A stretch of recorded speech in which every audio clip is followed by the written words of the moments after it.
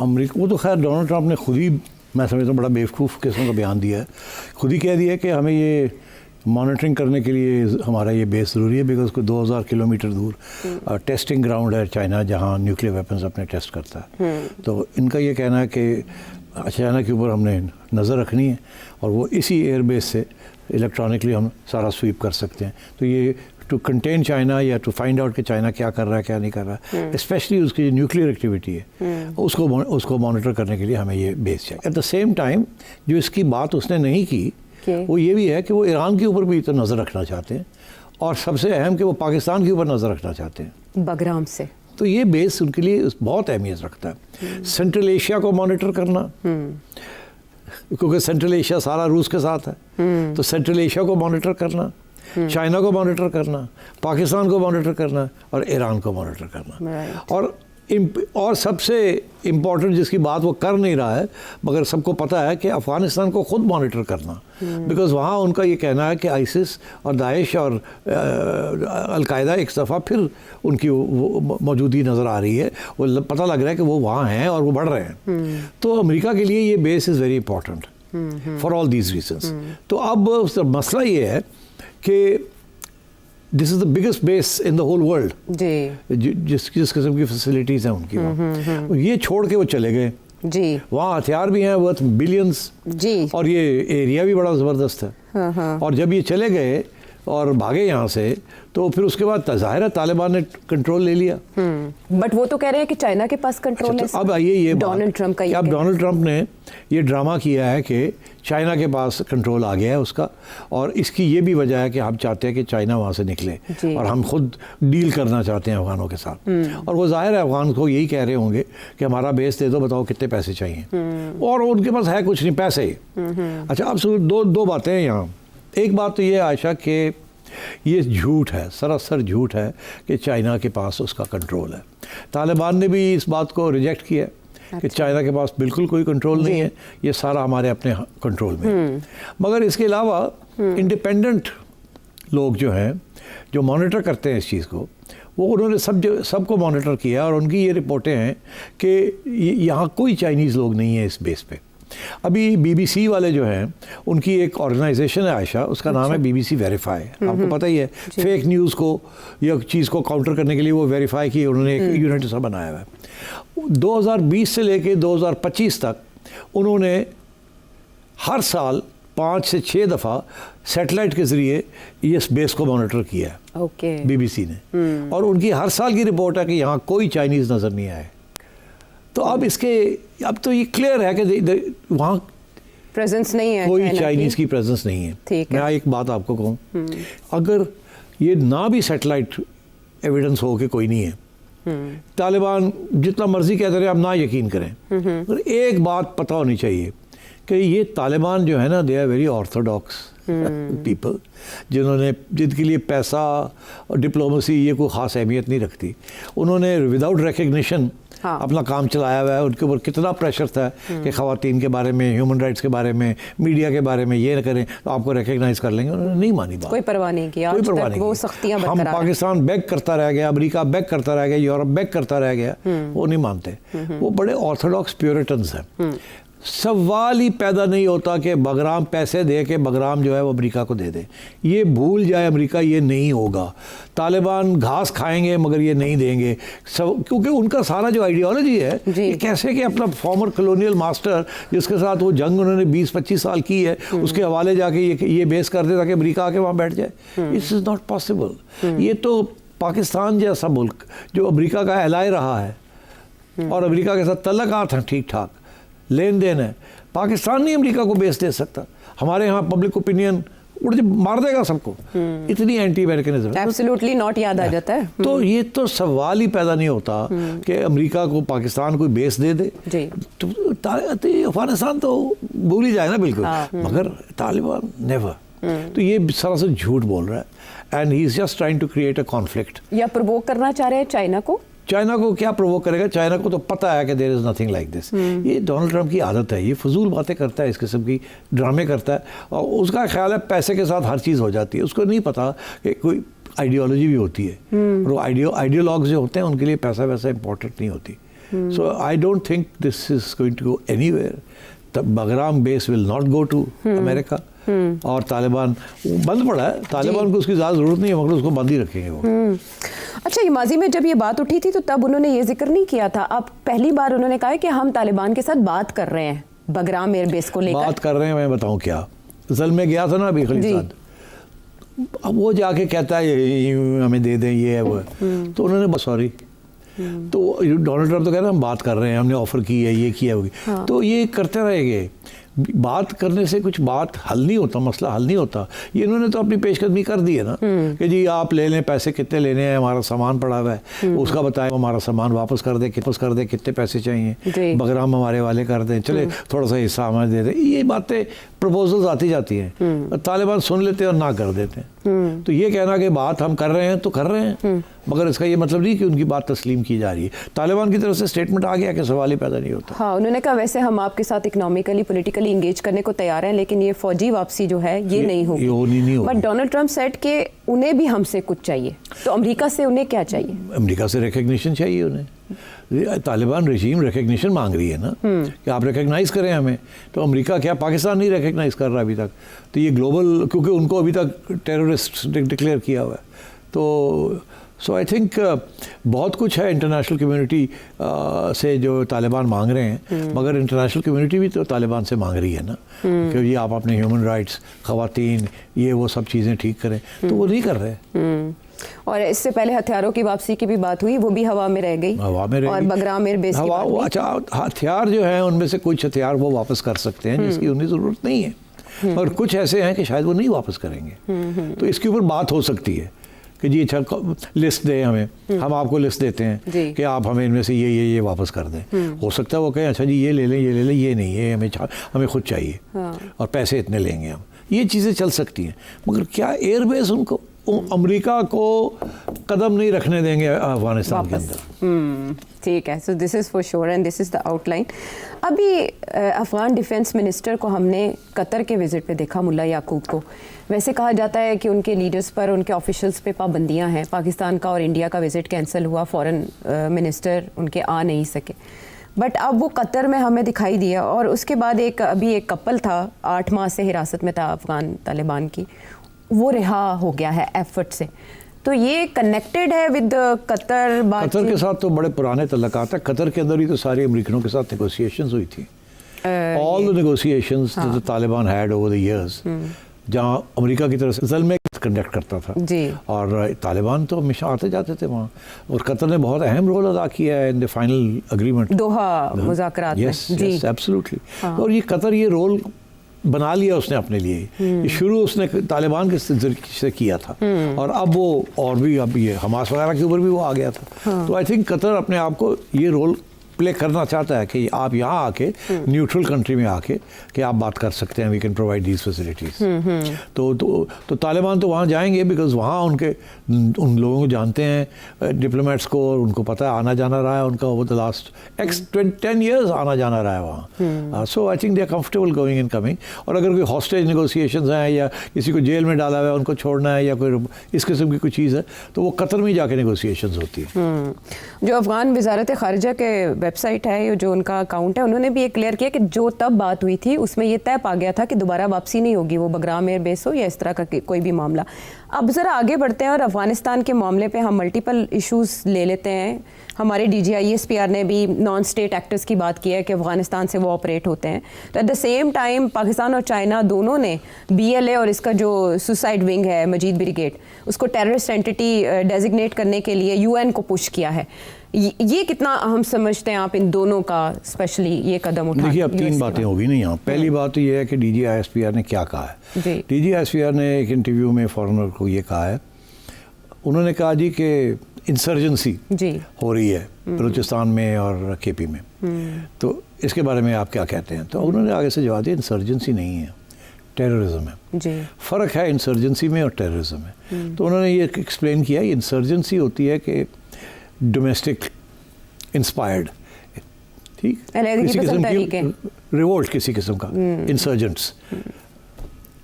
Terrorists always foreign based, right, foreign supported, that's why they call terrorists.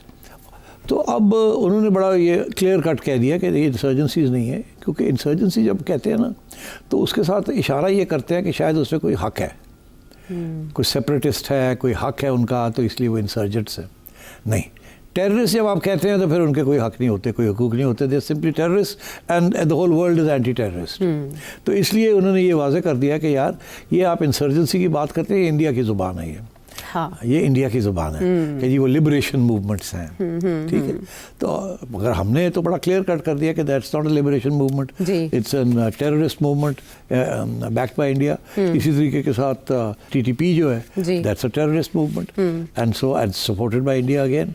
और अब तो हम जब प्रेस रिलीज आती है ISPR की तरफ से तो हर जगह पे लिखा हुआ है India backed terrorist, India backed BLA, India backed TTP। तो वो तो अब हम खुले आम कह रहे हैं कि ये इंडिया करवा रहा है जी। तो अब वहाँ से अब आगे बढ़े तो आपने बात की कि BLA को डेजिग्नेट करने के लिए कि ये टेररिस्ट ऑर्गेनाइजेशन है, अमेरिका ने कर दिया, ये अभी हाल ही अमेरिका ने तो तस्लीम कर लिया उन्होंने।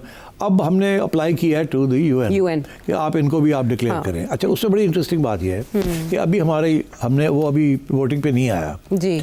इंडिया के अंदर मीडिया को फीड किया गया है कि क्या आप ये कहें कि जी अमेरिका ने रिजेक्ट कर दिया, UK ने रिजेक्ट कर दिया, फ्रांस ने रिजेक्ट कर दिया, और ये जो है इनको declare them as terrorist organisations, ये रेजोल्यूशन पास नहीं होगी।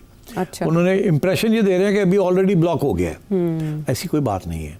अच्छा। ऐसी अब अमेरिका एक तरफ उनको टेररिस्ट करार देता है इन देयर डोमेस्टिक स्टेटमेंट, और UN में जाके वो ब्लॉक नहीं कर सकता। देखिए, America can't take two positions on the same two organisations. एक तरफ उनको कहा जा रहा है कि दे आर टेररिस्ट ऑर्गेनाइजेशंस, फिर UN में जब ये होता है तो अमेरिका उनको ब्लॉक नहीं करेगा, नहीं कर सकता। डबल स्टैंडर्ड्स नहीं हो सकते। नहीं, वो तो फिर उड़ जाता है ना बंदा, एक ही गल है।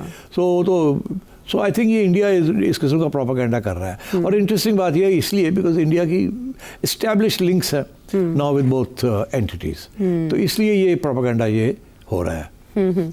अभी एट द सेम टाइम हम देख रहे हैं ये जो मजीद ब्रिगेड के कमांडर रहमान बलोच को हेलमंद में कत्ल किया गया, तो इसका तो ये मतलब है ना सीधा सीधा कि अफगानिस्तान में हैं इनके महफूज ठिकाने BLA के अभी, और इन्हीं चीज़ों के ऊपर डॉसियर बाकायदा DG ISPR ने कहा है कि 2009 से लेकर 2023 तक के डॉसियर हमारे रिकॉर्ड पे मौजूद हैं। अब TTP की कार्रवाइयाँ एक अरसे से मुसलसल जारी हैं, और हमने देखा कि इसमें चीन और पाकिस्तान मिल के कोशिश कर रहे थे कि वो अफगान हुकूमत को कन्विंस करें, तो इसका मतलब है कि वो कोई असर रसूख इस्तेमाल नहीं कर पाए TTP पर। अच्छा, देखिए, कोशिश तो पूरी है। चाइना ने भी बहुत समझाया तालिबान को, पाकिस्तान ने भी बहुत समझाया है, मगर मसला एक है ना, मसला ये है कि तालिबान की हुकूमत इतनी तकड़ी नहीं है कि वो इन दोनों को डाउन करे इनके ऊपर। उन्हें खुद डर है कि अगर उन्होंने BLA का तो इतना इशू नहीं है, TTP का भी इशू है जी। उन्हें TTA को ये फिक्र है कि अगर उन्होंने पाकिस्तान को खुली छुट्टी दे दी टू अटैक TTP, तो TTP के जो कारकुन हैं और जो वहाँ अलकायदा बैठी है और दाइश बैठी है, ISIS, वो जो है वो सारे मिल ना जाएं against the Afghan government, because ideology तो एक ही किस्म की है ना जी। मिलके ही उन्होंने अमेरिका के खिलाफ जिहाद किया था। तो अब वो खुद बड़े इनसिक्योर हैं तालिबान, और तालिबान के दरमियान भी एक स्प्लिट है। आपको पता है, काबुली वर्सेस कंधार, तो इसलिए they are not strong enough. इसलिए मेरा ख्याल है वो ज़्यादा ये हो सकता है कि वो आपको आंख मार दें कि आप जो कुछ कर सकते हैं कर लें जी, हम आपको क्रिटिसाइज़ करेंगे जब आप ऐसी काम करेंगे, मगर क्यों हमारी मजबूरी है, हम खुले आम उनके खिलाफ नहीं जा सकते। एक बात।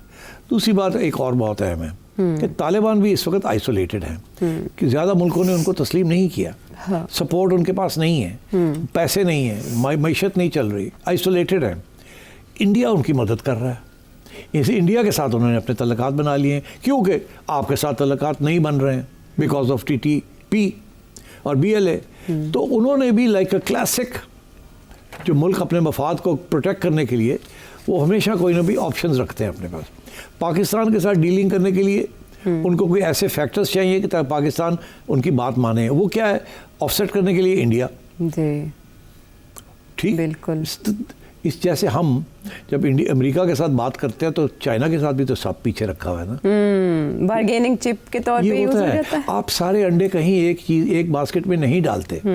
आप कहीं आप कहते हैं हमारी मजबूरी है, ये हम करना तो चाहते हैं मगर हम कर नहीं सकते, अवाम खिलाफ हो जाएगी या फलाना हमें अटैक कर देगा, तो ये चीज़ें डिप्लोमेसी में चलती हैं। तो तालिबान जो हैं वो इस वक्त इतनी स्ट्रॉन्ग फोर्स नहीं है अफ़गानिस्तान में कि वो TTP को उड़ा के रख दे, बिकॉज अब पाकिस्तान कह रहा है, या BLA को निकाल दे क्योंकि पाकिस्तान कह रहा है।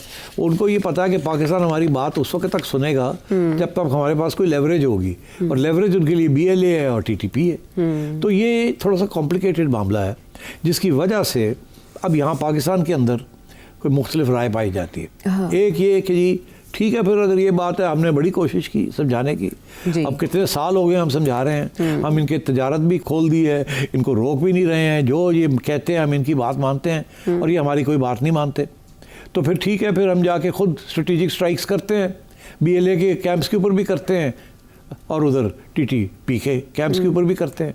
मगर एज यू नो आजकल जो इशू जो बन रहा है वो यही है कि रेड लाइन है ना, क्रॉसिंग बॉर्डर। मगर हुआ क्या है, ये क्रॉसिंग बॉर्डर्स इंडिया ने पाकिस्तान का बॉर्डर क्रॉस करके स्ट्राइक्स की, ठीक, ईरान ने पाकिस्तान का बॉर्डर वायलेट किया to strike on Pakistan side of Baloch groups, Jundullah, ठीक। तो फिर पाकिस्तान ने बॉर्डर ईरान का क्रॉस करके उनके वहाँ जो हमारे लोग वहाँ बैठे हुए हैं इंसर्जेंट्स, उनके ऊपर किया। फिर पाकिस्तान ने रिटेलिएट किया अगेंस्ट इंडिया मई में। तो एंड सो यू सी ये अब एक, और इजराइल ने तो हर जगह पे कर ही रहा है जी, मिडिल ईस्ट में उसका तो काम अब ये जो है ना कि जी आपने बॉर्डर नहीं क्रॉस करना और क्रॉस करके अपने मफाद नहीं प्रोटेक्ट करने, ये अब फलसफा जो है ये फारग हो रहा है। ये आपने अब ये शुरू अमेरिका करता है, फिर उसके बाद इजराइल करता है, तो फिर इंडिया करता है, तो फिर जाहिर है फिर सारे शुरू हो जाते हैं, कहते हैं ठीक है। फिर अब हमारे ऊपर बड़ा प्रेशर है क्योंकि इतनी सख्त टैक्स कर रहे हैं हमारे ऊपर BLA और ये, कि अब हम भी जाके जहाँ ये बैठे हुए हैं वहाँ जाके हम इनके ऊपर बमबारी करें या ऑपरेशंस करें इनके खिलाफ। तो वो प्रेशर है आप पाकिस्तान के ऊपर। हम अफगानिस्तान को समझाने की कोशिश कर रहे हैं कि हम ये नहीं करना चाहते, या मिल के कुछ कर लेते हैं ताकि हमारे दरमियान कोई कॉन्फ्रंटेशन ना हो, आपके खिलाफ है या हमारे खिलाफ है, इट्स द सेम थिंग। मगर अफगान, मैं जो आपको बता रहा हूँ कि वो देर स्केर्ड कि ये अगर हमारी लेवरेजेस ख़त्म हो गई तो फिर पाकिस्तान जो है वो ये ना होगा वंस अगेन डोमिनेट करना शुरू कर दे। वज़ीर-ए-आज़म ने बड़ा स्ट्रेट फॉरवर्ड कह दिया था कि आप TTP का इलाज करें, वरना पाकिस्तान के हवाले करें ना। तो हमने तो कहा आप करें, नहीं तो हम आ रहे हैं। मगर ये वही बात है ना जो बाकी भी यही कहते हैं ना, अमेरिका भी यही कहता है, ईरान भी यही कहता है, इंडिया भी यही कहता है, हम भी यही कहते हैं, इजराइल भी ये कहता है। तो अब मसला ये है कि जब हम करते हैं तो लोग एक बात करते हैं, जब कोई और करता है तो हम कोई और बात करते हैं। दिस इज नाउ जस्ट हाँ, लेकिन फ़र्क सिर्फ इतना है कि अब पाकिस्तान के मफादात के साथ चाइना भी अलाइन हो चुका है, इन दोनों का टारगेट चाइना भी माजी में रहा है। सिट साहब, अफगानिस्तान के मसले के हल के लिए ना हमेशा कोई ना कोई फार्मूला नया आता है, और जिसकी वजह से हमारी अफगान पॉलिसी आज तक तय नहीं हो पा रही और मसाइल काफ़ी गंभीर हो चुके हैं। इमरान खान साहब ने जो एक हल दिया है जेल से, वो ये कि 3 पार्टीज़ 3 फ़िरक़ैन 3 स्टेक होल्डर्स को साथ लेकर चलना इनएविटेबल हो गया है। सबसे पहले पाकिस्तान के कबायली इलाकों की अवाम, दूसरी अफगान हुकूमत और तीसरी अफगानिस्तान की अवाम, ये तीनों मिलके बैठेंगे तो कोई अमन आएगा। Do you agree? पता नहीं क्या बात है, मुझे समझ नहीं आ रही। ये रियासत के इश्यूज हैं। हाँ। ये तो रियासत टू रियासत ही चीज़ें तय होती हैं। तो ये क्या कि सियासी जमातें जाके बात करेंगी एक हुकूमत के साथ, और किसके बिहाफ पे?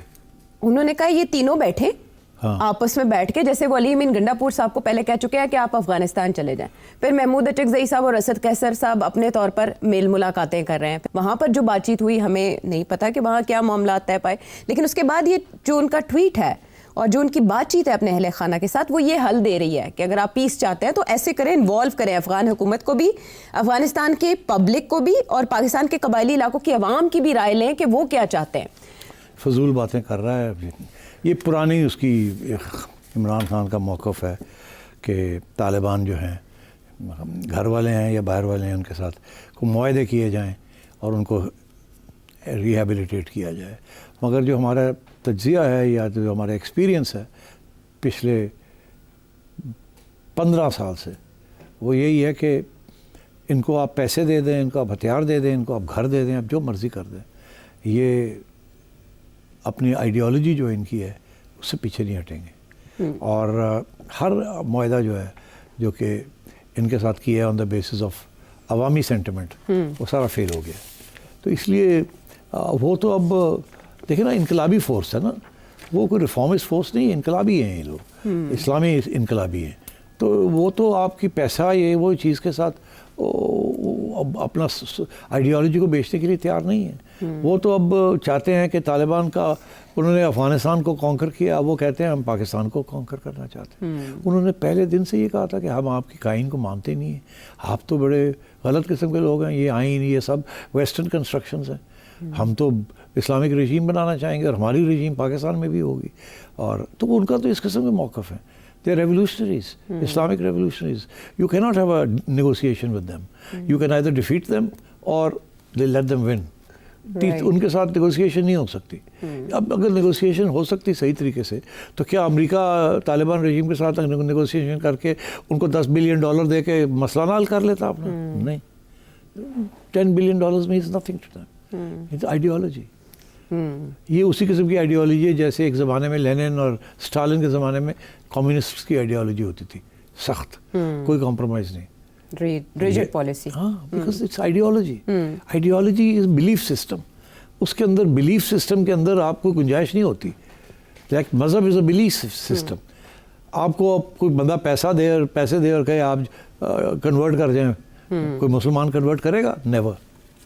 ऐसा ही है। Belief system.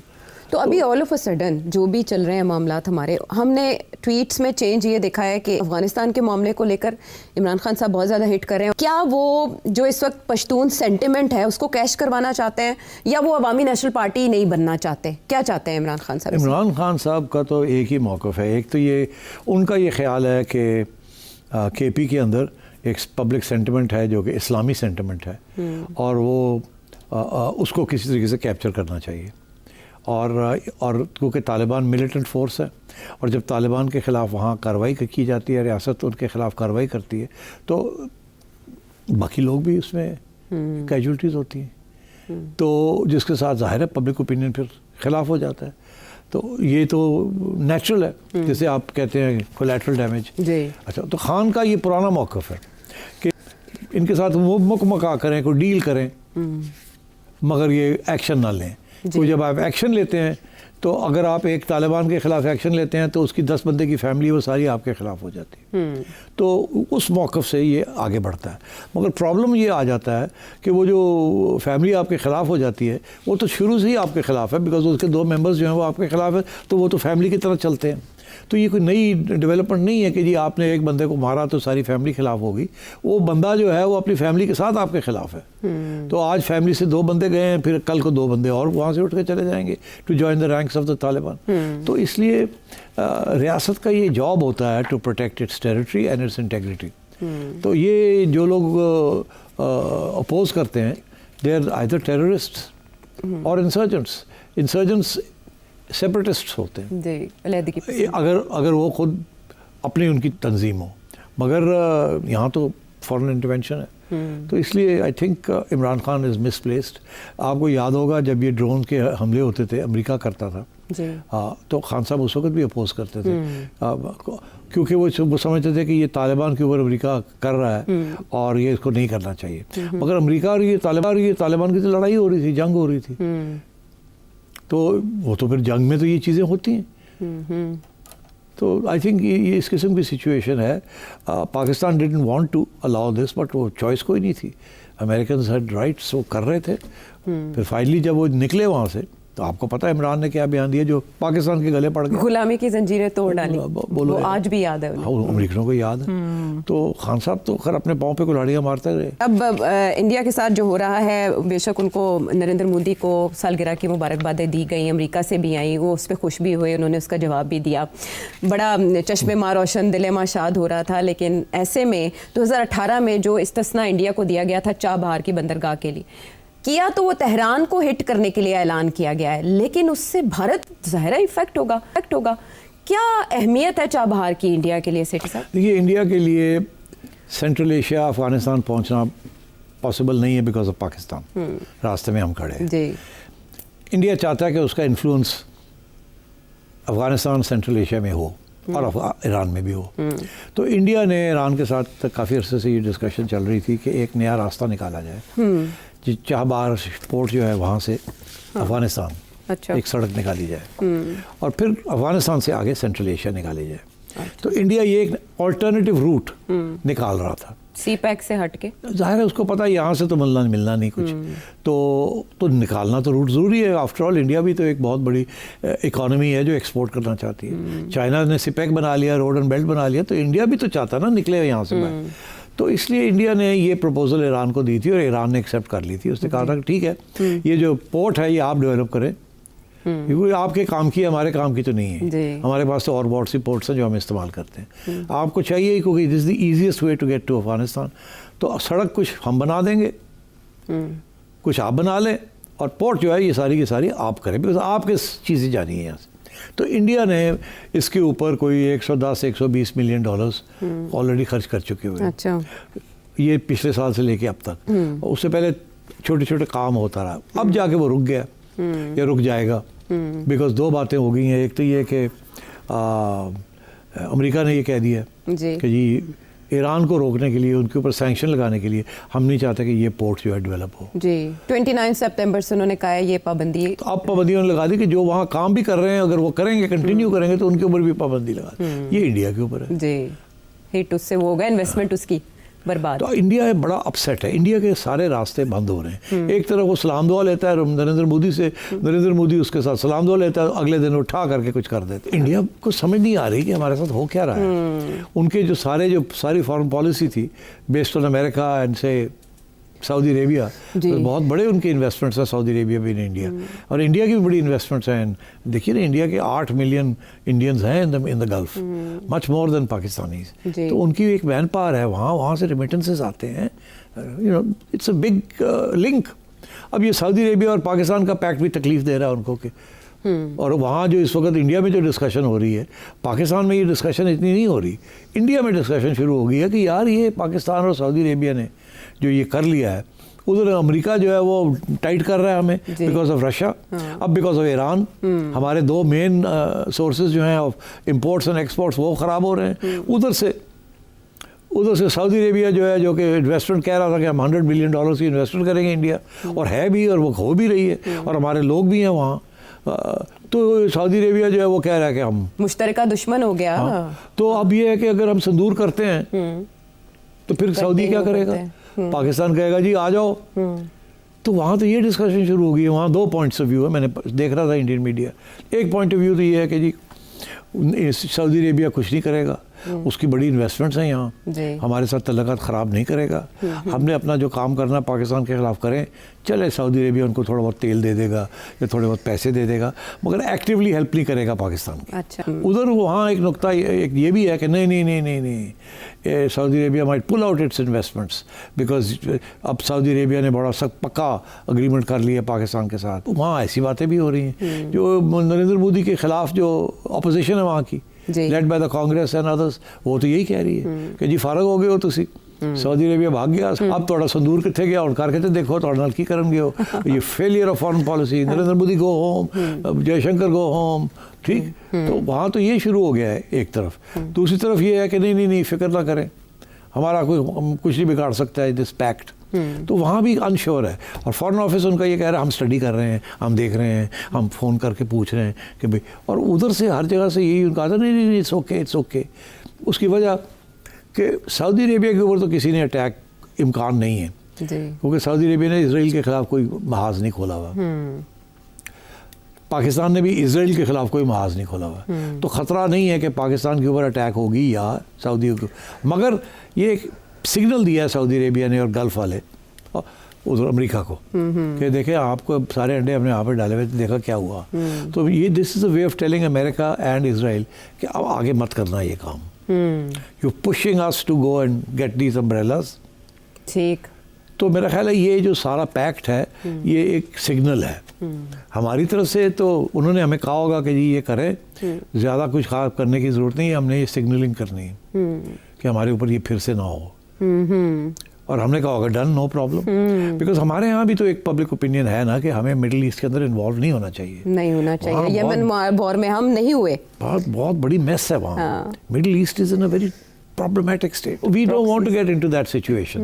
तो मेरा ख्याल है एक सिग्नलिंग है, तो ये सिग्नलिंग ही हो रही है। लेकिन सिग्नलिंग से इसराइल मोहतात हो जाएगा, जाहिर है होना पड़ेगा ना। और ये भी कहा जा रहा है कि जैसे अमेरिका ने इन अ वे विंक किया है, क्योंकि ब्लैकमेलिंग की बातें हो रही है, इसराइली ब्लैकमेलिंग। देखें ना, अब अमेरिका की जो अभी तो स्पेकुलेशन हो रही है ना, हाँ, कि रिएक्शन नहीं आया, रिएक्शन अमेरिका का नहीं अभी नहीं आया ना। नहीं, मेरा नहीं ख्याल अमेरिका कोई सख्त बयान लेगा इसके खिलाफ।